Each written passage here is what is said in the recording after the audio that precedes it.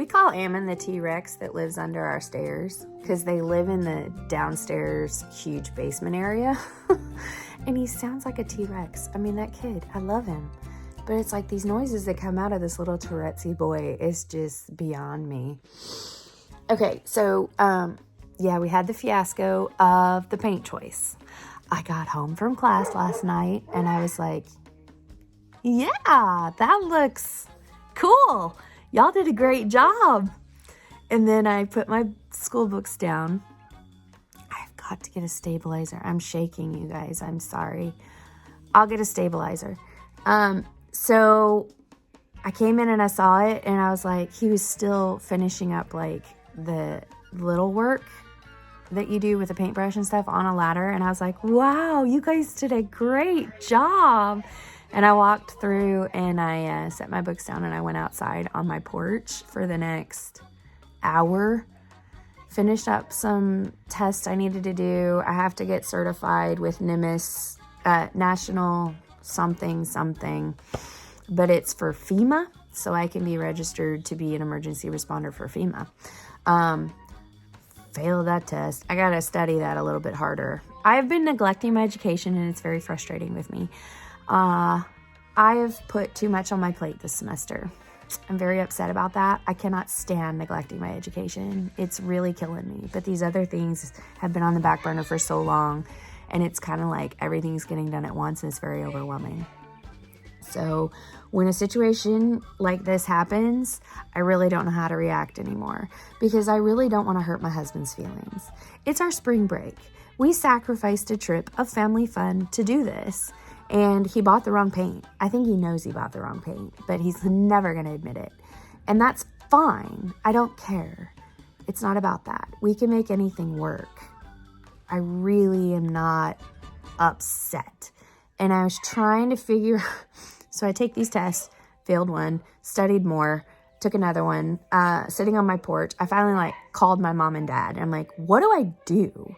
Because I really don't want to hurt his feelings. I know it's the wrong color. It's awful. It's like I'm walking through a dungeon. But, I mean, it's life. And they asked, can you live with it? I'm like, no. And then I said, give me a few days and then ask me that again. I'll try to live with it. And they said, well, why don't you ask him what he thinks? And I said, okay. And I didn't dare ask him last night. But he mentioned it. He's like, it's really dark. I said, it's awful. He's like, yeah, I know. But then while he was laying in bed reading to Bella, before bed, they could see out in the hallway. And I was standing there and I'm like, I spent the next 15 minutes looking for sidewalk chalk because I was like, let me see something. And I had an idea and I wandered out and I finally found the chalk after 15 minutes and I drew on it and it was fantastic. It was a chalkboard. And then Bella was like, so excited and loving it and so amped. And so immediately I knew I had to find a situation or a way to make it work so that it looks like it's on purpose. And whatever, in 5 years, everyone will be moving out of my house and I can do whatever I want with my house, right? Oh, I wanted to mention one really cool thing that we are able to do through all of this, which I think is super awesome and it makes me feel really good. I have been prompted for about the last 6 months to buy new furniture. I push those thoughts aside. I do not listen to those thoughts. I don't buy things. But, that huge stimulus check came out and I'm going to school and I'm getting, whatever. There was a lot of things that came about that said, yes, now's the time to get some new furniture and to go to more of a minimalism style. Get rid of everything. I was prompted to empty out my house. And so I pushed that thought aside. And then when we finally decided that on spring break, we were going to go on a trip, which is fine. We were going to spend some money and we were just going to say, hey, this is a stimulus check. We know we're putting all of it aside except for this little bit that we can use. And we were going to go on a trip. We were going to either go down and see Marley and Stuart in Florida, or we were going to go head out to the mountains or do some hiking or some backcountry stuff.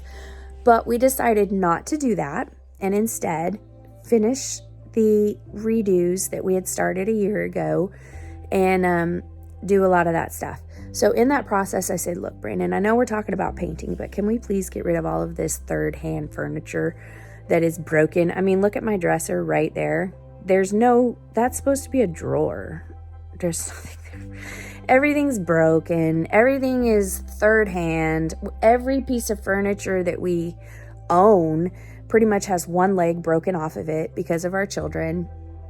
Whatever. It's fine. We have been fine with that up until recently, because now there's like nowhere to sit in the house that's comfortable.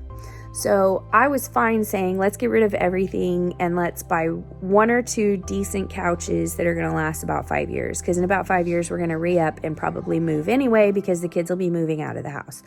So we found 2 people that like really need furniture, that are moving out, that have nothing, and they have kids. So we are able to give them all of our dressers, all of our couches, a set of a table. I mean, we have a lot of stuff that we're able to like set this person up with, and that makes me so happy.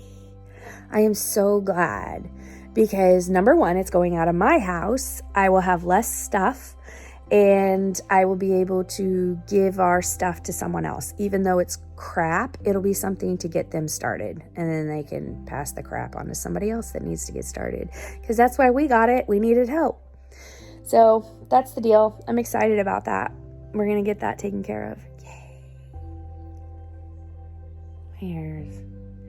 I don't know what to do here, guys. I have a huge forehead, and I have this hair that I usually will...